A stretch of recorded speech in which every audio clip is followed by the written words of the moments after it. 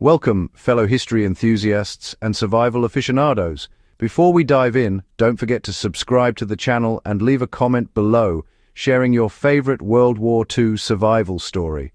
Today, we're going deep into a subject that goes beyond the textbooks, World War II survival tips that were tested in the most extreme conditions and, more importantly, actually worked.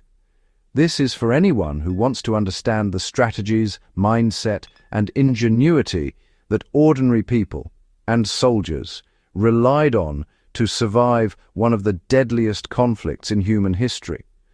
Whether you're a history buff, a survivalist, or someone fascinated by human resilience, what you'll learn here isn't just theoretical, it's practical, actionable, and deeply rooted in historical reality.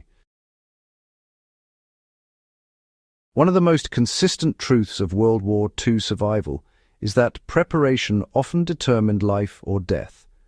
Civilians and soldiers alike learned quickly that foresight was more important than courage alone. In occupied Europe, for instance, civilians stocked root vegetables, preserved fruits, and learned to make sourdough bread from scratch because conventional supply lines were unreliable.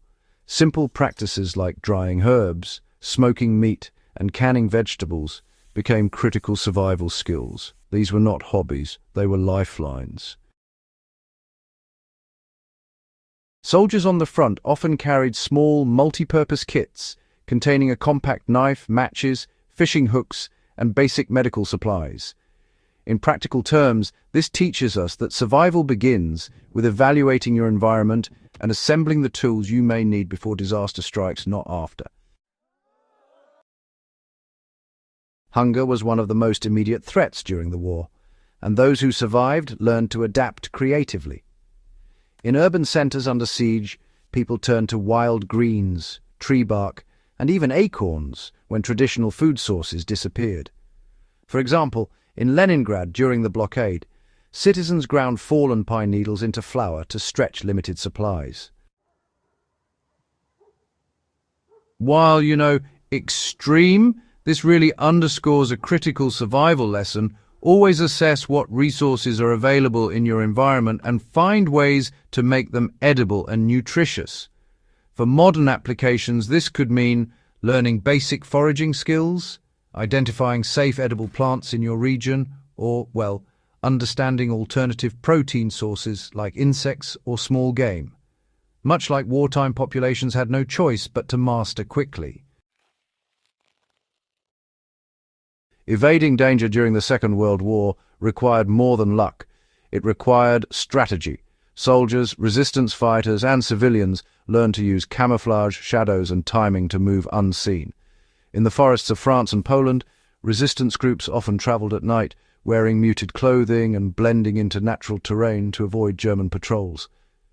Similarly, in cities under bombardment, civilians relied on blackout curtains and silent movement to survive aerial attacks. Translating this to practical, modern survival lessons, it's clear that understanding your surroundings, predicting enemy or disaster movements, and minimizing unnecessary exposure can be the difference between safety and catastrophe. Learning basic camouflage and situational awareness is, honestly, a timeless skill. History, has repeatedly shown that access to clean water and maintaining hygiene was actually more crucial than most people might realize. During the Second World War, contaminated water was often a faster killer than bullets or bombs, spreading dysentery and cholera in overcrowded areas and prisoner of war camps. Soldiers learned to purify water using basic filtration or boiling techniques, while civilians improvised by collecting rainwater and maintaining strict cleanliness routines. The practical takeaway here is pretty straightforward. Identify water sources first, keep them uncontaminated, and establish proper sanitation routines.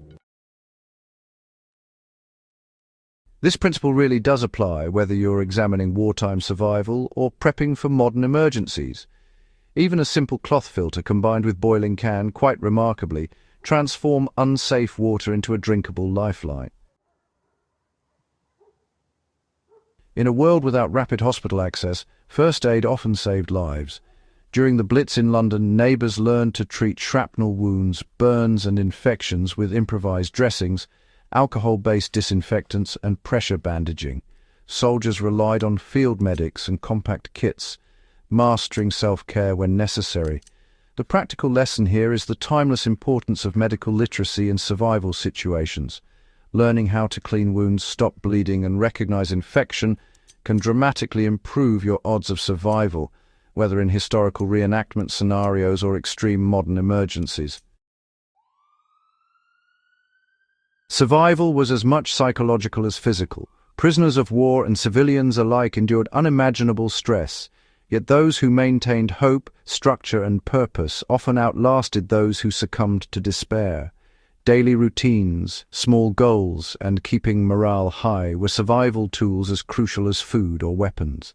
Historical accounts from concentration camps and long sieges show that individuals who remained mentally engaged, writing, reading, sharing stories, were better able to endure.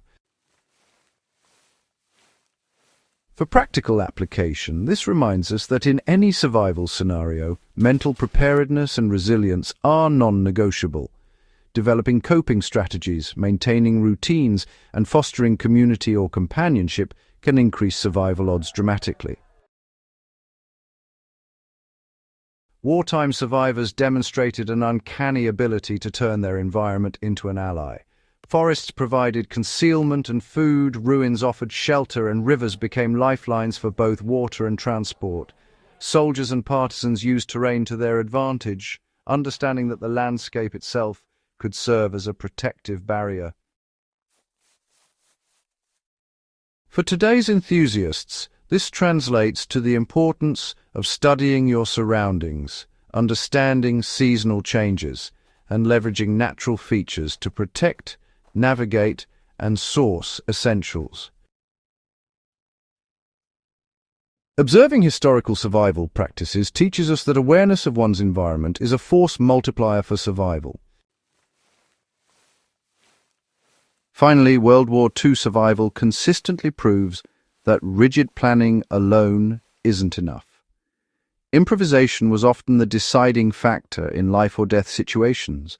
Civilians adapted furniture into stoves, soldiers fashioned weapons from scavenged parts, and entire communities improvised communication networks under occupation. The practical insight is clear: flexibility and creativity are not optional, they are survival essentials. Learning to problem-solve under pressure, repurpose resources, and stay adaptive can transform overwhelming situations into manageable ones. In conclusion, World War II survival wasn't about heroics alone. It was about preparation, resourcefulness, discipline, and mental resilience. By studying these historical examples, you gain insights not only into human endurance but also into practical strategies that remain relevant today. From food improvisation to water purification, from camouflage to psychological endurance, each tip carries lessons for modern survivalists, historians, and anyone intrigued by the human spirit under pressure. If this guide has added value to your understanding of wartime survival, make sure to subscribe to the channel and leave a comment sharing which tip you found most surprising or plan to try in your own historical explorations. Share this with fellow enthusiasts, because the lessons of the past remain some of the most powerful tools we have for facing the unexpected.